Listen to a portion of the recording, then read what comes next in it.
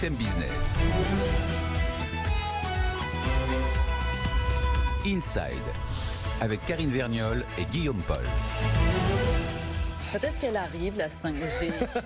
Il va falloir attendre encore un petit peu.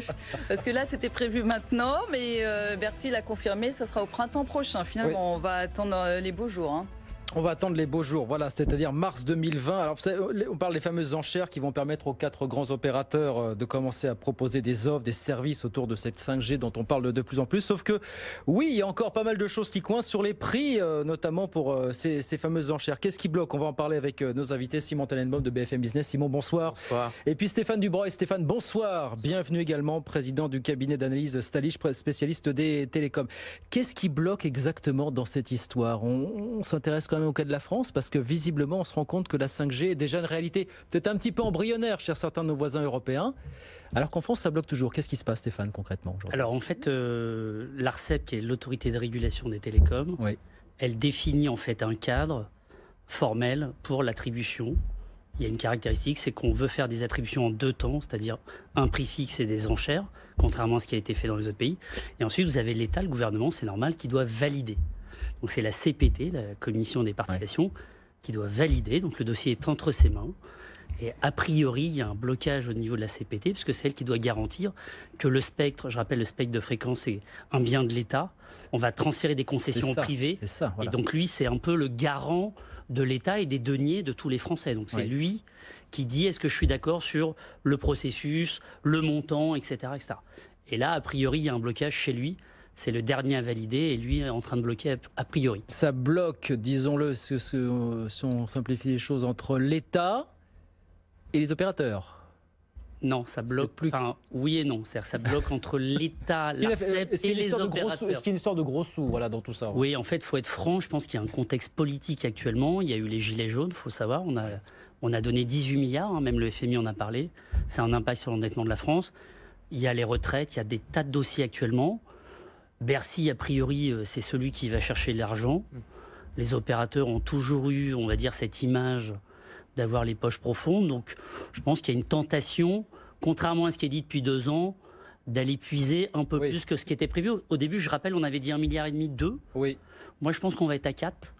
Pas aux 6 des Allemands, mais on sera certainement à 4, le double de ce qui était prévu. En fait. Et l'ARCEP, l'ARCEP de son côté, qui est là pour essayer de défendre l'investissement, la couverture des réseaux. C'est pour ça que l'ARCEP est sur une position en disant, Sébastien Soriano, le président, l'a dit d'ailleurs publiquement il y a quelques semaines, il a dit attention, le gouvernement est en train d'essayer d'aller tirer sur la corde, et nous on avait prévu au début quelque chose de beaucoup plus raisonnable. Attention, attention, c'est aussi parce qu'il y a cette confrontation entre Bercy et l'ARCEP que ça traîne, et que du coup les enchères sont sans cesse repoussées. Mais d'ailleurs le gouvernement est divisé sur le sujet, parce qu'autant Bercy effectivement veut racler des milliards, et ça se comprend, autant du côté d'Agnès Pannier-Runacher notamment, on expliquait qu'il fallait peut-être en finir ou pas être exigeant avec ces enchères qui essorent littéralement les opérateurs qui ont besoin d'en garder sous le pied pour faire des investissements. C'est vrai, parce qu'en fait, il y a toujours un équilibre à trouver entre le prix des licences pour l'État, et c'est normal, là-dessus, il n'y a pas à revenir, et le niveau de l'investissement et l'emploi. Ce que j'oublie toujours, c'est quand même très lié tout ça. Oui.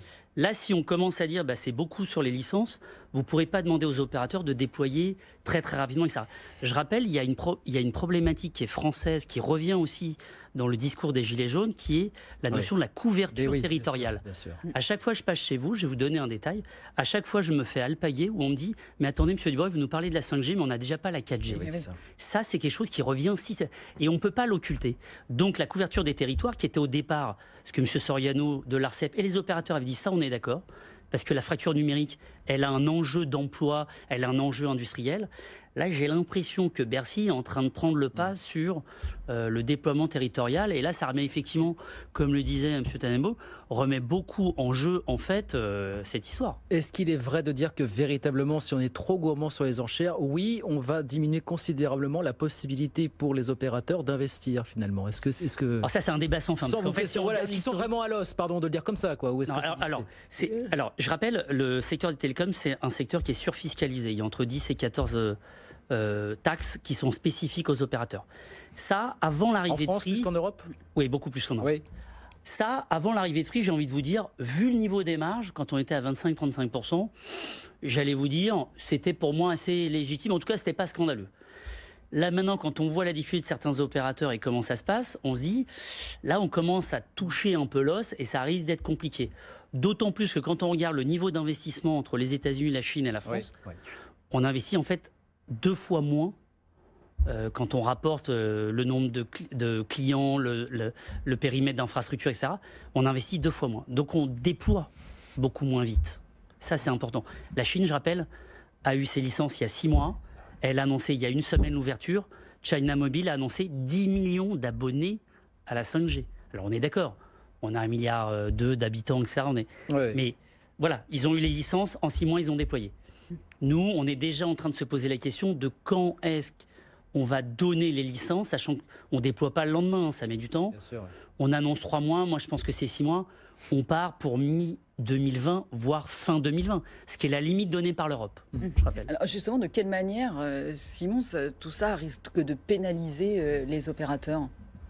C'est là où c'est aussi compliqué, parce que si on parle des usages grand public, c'est vrai qu'on aime bien dire que voilà, des premières commercialisations ici ou là, elles étaient prévues effectivement pour mi-2020 en France. Après, les usages ne sont pas encore là vraiment. C'est-à-dire il y a quelques téléphones 5G, Apple n'a même pas sorti son téléphone 5G.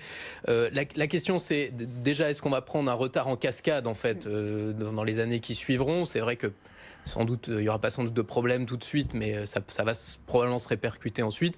Et puis après, il y a tout l'aspect pour les entreprises, B2B, où là, il y a là, on peut prendre un retard en termes de compétitivité. C'est quand même c'est censé apporter un gain de compétitivité pour les entreprises. On voit qu'en Allemagne, notamment, ils sont bien plus en avance sur tout ce qui est usines connectées, etc. Et là, perdre des mois et des années, ça peut être grave à plus long terme. Est-ce que le problème, c'est au niveau de la France ou au niveau européen? Parce que c'est aussi une musique qu'on entend beaucoup. La France qui est en retard, l'Europe qui est en retard sur la 5G par rapport, effectivement, vous le disiez, à l'Asie, la Chine, effectivement, où c'est déjà parti très fort, la Corée du Sud, où c'est commercialisé, je crois, depuis avril dernier, les premiers services. Exactement. Voilà.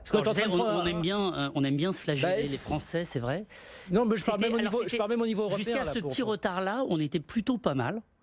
Si on compare à l'Europe, il y a 2 pays qui sont très en avance. Il y a l'Angleterre depuis mai 2018. Et l'Angleterre a fait comme tous les pays, en fait, a lancé ses offres entreprises et lance actuellement, donc plus d'1 an après, les offres grand public. Mais en fait, ils ont fait des modems ou des clés qu'on met dans des ordinateurs pour les entreprises. Où là, c'est pas l'intégration dans le mobile qui est le plus compliqué. Donc, vous avez aujourd'hui l'Angleterre, l'Espagne. Après, vous avez d'autres pays comme la Suisse, Monaco, etc., où c'est très facile. Après, quand on regarde à l'échelle au-dessus, c'est-à-dire au niveau planétaire, quand on prend les États-Unis et la Chine, là, il n'y a pas de débat, on est très en retard. La Chine est très en avance. C'est pour ça que vous avez ce problème en fait de guerre technologique sino-américain avec Trump et les Chinois actuellement, qui est un moyen pour les Américains de ralentir la Chine. La Chine, elle a déployé sur des centaines de millions de clients déjà la 5G. Donc, ils ont une énorme avance. Les Américains sont en train d'accélérer énormément parce qu'ils ont vu qu'ils avaient un retard. Donc, on est vraiment un peu en retard. Après, je dirais, ça peut se rattraper vite, sauf que là, on rentre dans un débat de politique un peu interne très française, et ça peut partir dans les limbes, ça peut être très compliqué. Je rappelle alors, après, je ne veux pas défendre... Est-ce que vous avez imaginé qu'on arrive encore en 2021 et que les choses ne soient pas bouclées? Non, je pense que ça va se faire au dernier moment, comme toujours, parce qu'on a quand même des opérateurs de classe mondiale, donc qui sont en capacité au dernier moment d'y aller, donc ils savent faire. Les Orange, les SFR savent faire, même les Free et les Bouygues, ils savent très bien faire. Mais je rappelle juste un truc, il y a quand même une chose qu'il faut savoir, c'est que pour avoir la 5G, il faut avoir des fréquences libérées. Et le problème qu'on avait la France, je ne vais pas rentrer, il y a 3 bandes de fréquences. 2 de ces bandes de fréquences étaient occupées soit par le ministère de l'Intérieur, par la Défense, par la météo, les satellites. Le temps de négocier et de donner d'autres fréquences à ces gens-là pour libérer, c'est ça qui a retardé, et ça c'est un peu compliqué. Et l'Europe en fait avait essayé d'harmoniser, ce qui est un plus ou moins le cas peu ou prou, mais c'est ça qui a compliqué. Il faut être franc, c'est que nos bandes de fréquences, qui sont celles qu'on appelle les bandes de fréquences en or, millimétriques, elles ne sont pas disponibles encore, elles ne seront pas données dans cette enchère-là, elles seront données après, dans un deuxième temps, parce que nos enchères vont avoir lieu en 2 temps, enfin les sessions de licence. Et donc ça que je veux dire, c'est qu'il y avait un problème un peu technique et juridique qui était de donner les usages de certains, de les sortir et de donner cela à d'autres. Donc ça compliqué. Ouais. Est-ce qu'on peut rappeler quand même qui pourrait être sur les rangs justement pour l'attribution de ces fréquences? Est-ce qu'on sait déjà un petit peu, est-ce qu'on a déjà des idées de savoir comment ça Il y aura les 4 opérateurs et normalement il y aura forcément les 4 puisqu'il y aura une partie des fréquences qui seront attribuées à prix fixe, c'est-à-dire un bloc minimum pour que chacun puisse y aller. C'était écrit dans les objectifs du gouvernement et a priori il n'y aura personne d'autre puisque le gouvernement a exclu l'idée que des industriels puissent participer aussi aux fréquences. C'est une option qu'ont choisi d'autres pays comme l'Allemagne où ils ont pu construire des réseaux privés pour de grands industriels. Bon, C'est une vraie question. On les exclut, mais on a accepté des pilotes avec des plateformes. En fait, il y a 11 industriels qui font des tests, vrai. dont la SNCF. Dont la SNCF. Donc la SNCF, pendant 3 ans, elle a le droit de faire des tests sur la 5G en direct, Ouais. sans opérateur. Donc ça, voilà. Les tests, en tout cas, se multiplient. Voilà. Tout le monde bouillonne. très fort dans Du le côté test. des opérateurs, du Dans le côté des déploiement, industriels, tout le monde bouillonne, tout le monde est dans les starting blocks. Mais vous le dites, mars prochain, peut-être pas dès mars prochain. Et puis après, effectivement, ça se met pas en place du jour au lendemain. Ça sera l'été, je pense. Ça sera l'été, fin d'année. Allez, automne 2020. Après, c'est pas dramatique si on tient là. Ce qui est plus dangereux, c'est l'avidité d'un gouvernement qui voudrait aller faire les poches sans raison garder et aller dans ce qui s'est passé en Italie ou en Allemagne où on a atteint des sommes qui sont 6,5 milliards. 6,5 milliards là, c'est considérable pour des fréquences qui sont pas du tout les mêmes, parce que je rappelle en fait chaque pays n'a pas du tout les mêmes fréquences, enfin pas exactement les mêmes. Donc on a vraiment fait les poches des Allemands et des Italiens et j'ai peur qu'on se dirige un peu vers ça. On est parti, on nous parle d'1,2 milliard, 1 milliard, 2 milliards aujourd'hui. Vous dites plus, vous peut-être. Moi, je vous dis qu'on va aller vers 4. Allez, les paris sont pris, puis on verra ça à l'été, au printemps prochain. On en reparlera de cette 5G qu'on attend toujours, effectivement, comme vous le disiez, Karine, avec beaucoup d'impatience. Merci beaucoup, Stéphane. Stéphane Dubreuil, président du cabinet d'analyse Talich, spécialiste des télécoms, et Simon Tannenbaum pour BFM Business. Merci beaucoup, messieurs, d'avoir été avec nous ce soir sur BFM Business.